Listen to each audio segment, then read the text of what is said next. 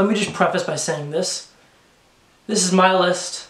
There's going to be choices on here that you may not agree with, and that's okay. But just be respectful. And there are definitely some movies that I didn't see this year that didn't make it on the list that maybe would have if I've seen them sooner. I couldn't get all of my movies that I love on this list, unfortunately, but that's what happens with the top 10 lists. You gotta make sacrifices, and that's what I did.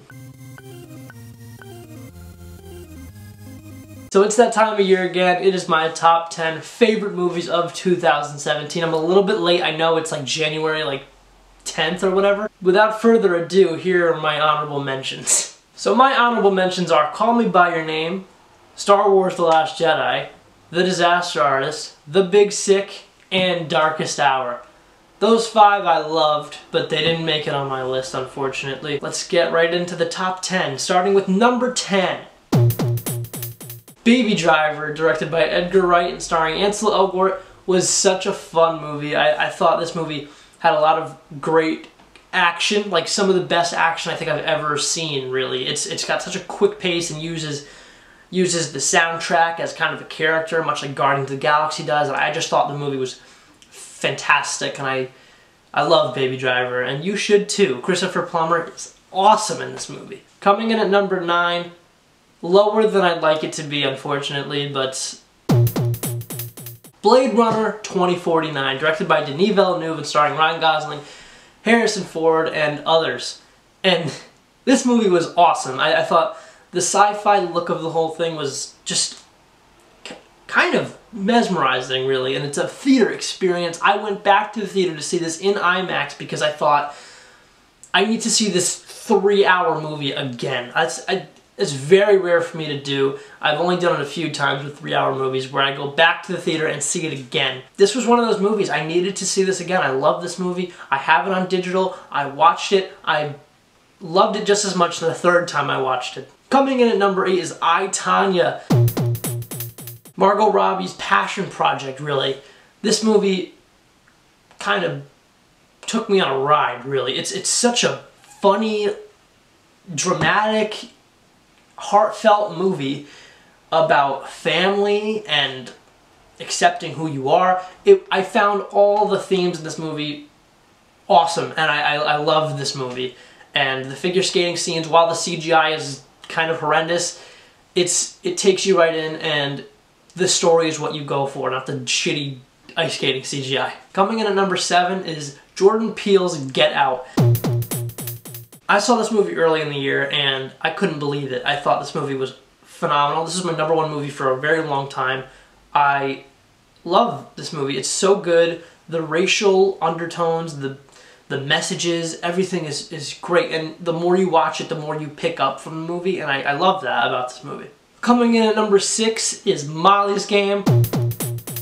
This movie has a controversial place in my life right now because the review got removed for copyright and I got a copyright strike, but you know what? We're not going to focus on that, we're going to focus on the movie. The true story of this is so good.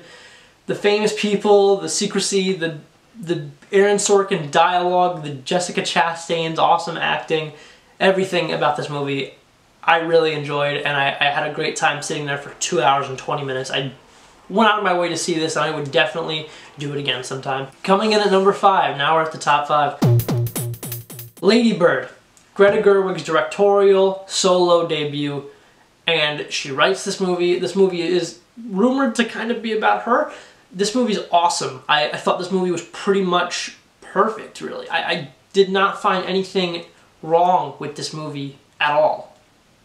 But because this is my list, there are 4 other movies that I enjoyed more. So Lady Bird is technically the most perfect movie of the year, but it's not my favorite, so sorry.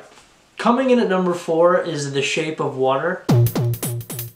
Guillermo del Toro is one of those directors where whenever he makes a movie, I'm pretty much in.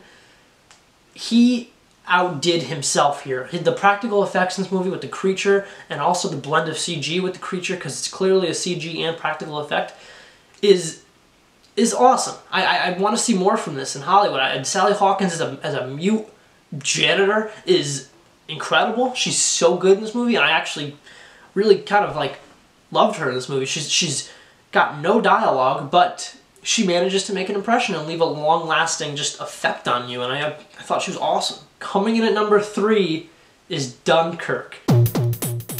Christopher Nolan's war epic. This is the talk of the town lately with Academy Awards, which is surprising. Because you think Wonder Woman or Logan would be in there, but Dunkirk has gotten all the attention as the big blockbuster movie that's going to get nominated for a bunch of Oscars, and I think that's awesome. I love this movie. I think the visual effects are awesome. The score is incredible. The action is visceral. Everything in the movie feels so in the moment. It is a theater experience for sure. I watched it at home recently, and it certainly doesn't have the same impact as you want it to, but it's still a solid movie with maybe not the best character development, but that's not what the movie's about. And this movie makes The Darkest Hour movie better. Coming in at number 2 is Logan. This movie's awesome. This is my favorite comic book movie of the year.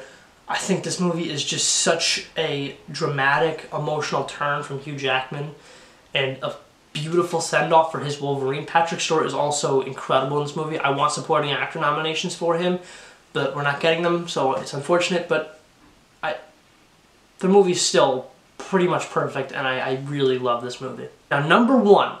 This is a very controversial choice, for sure. I'm not expecting all of you to agree with me, but when I think back to 2017, and I think back to the movie that I was excited for, that I wanted to see, that I went out of my way to read the 1,100-page book for it, it's It. I know, maybe it's not the perfect, most amazing movie this year, but when I thought back to 2017, I was thinking, you know what? What's the movie that I'm going to watch for years to come? What's the movie that I'm going to recommend to others? What's the movie that is all-inclusive to even non-horror fans? It's It, man. Pennywise is so good in this movie. Billy Skarsgård plays him fantastically. I don't know. The Losers Gang was incredible in this movie. This movie was exactly what I wanted when I was reading the book. This was exactly the feel and tone that I wanted from this movie, and I got it. That's my number 1, so if you don't agree with it, I'm sorry, but you know what? It's my favorite movie of 2017. So that's my list of 2017, my top 10 best movies of 2017. I will come at you soon with the top 10 worst movies of 2017. Maybe it's even already up, I'm not sure. But it's coming, if it hasn't already. And as always, let me know what your top 10 is down below if you have one. What did you think of all the movies this year? Thank you so much for watching. Be sure to like, comment, subscribe. I will see you guys next time. And goodbye. Happy 2018, y'all. I'm sorry.